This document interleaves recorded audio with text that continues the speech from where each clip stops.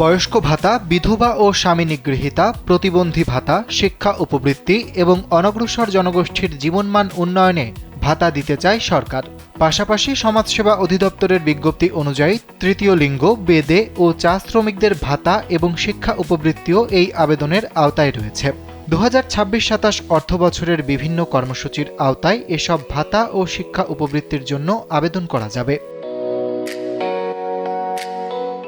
সামাজিক নিরাপত্তা কর্মসূচির আওতায় বিভিন্ন ভাতা ও শিক্ষা উপবৃত্তির জন্য অনলাইনে আবেদনের সময় 31 আগস্ট পর্যন্ত বাড়িয়েছে সরকার। সফটওয়্যার, ইন্টারনেট ও বিদ্যুৎ সমস্যার কারণে নির্ধারিত সময়ে অনেকেই আবেদন করতে না পারায় নতুন করে 16 দিন সময় দেওয়া হয়েছে। এর আগে 1 থেকে 15 আগস্ট পর্যন্ত অনলাইনে আবেদন নেওয়ার সময়সীমা নির্ধারণ করা হয়েছিল।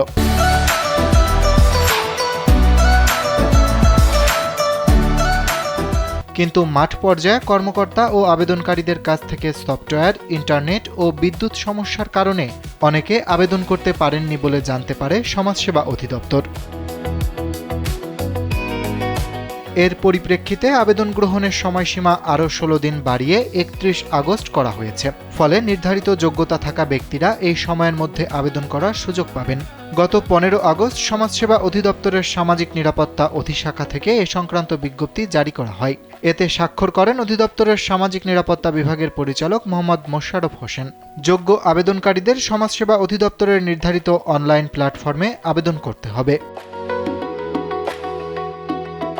তবে নতুন সময়সীমা দেওয়া হলেও আগের অনলাইন আবেদন গ্রহণের ক্ষেত্রে জারি করা অন্যান্য নির্দেশনা ও শর্ত বহাল থাকবে। সংশ্লিষ্ট বিভাগীয় ও মাঠ পর্যায়ের সমাজসেবা কার্যালয়গুলোকে আবেদন গ্রহণের প্রয়োজনীয় ব্যবস্থা নিতেও নির্দেশ দেওয়া হয়েছে। অর্থাৎ যারা সামাজিক নিরাপত্তা কর্মসূচির আওতায় ভাতা বা শিক্ষা উপবৃত্তি পাওয়ার জন্য যোগ্য, তাদের জন্য আবেদনের সুযোগ এখনও রয়েছে। তবে সেই সুযোগ থাকছে 31 আগস্ট পর্যন্তই। তাই নির্ধারিত যোগ্যতা থাকা আবেদনকারীদের শেষ সময়ের অপেক্ষা না করে নির্ধারিত সময়ের মধ্যেই অনলাইনে আবেদন সম্পন্ন করতে হবে। অরিত্র বাসু, কালবেলা।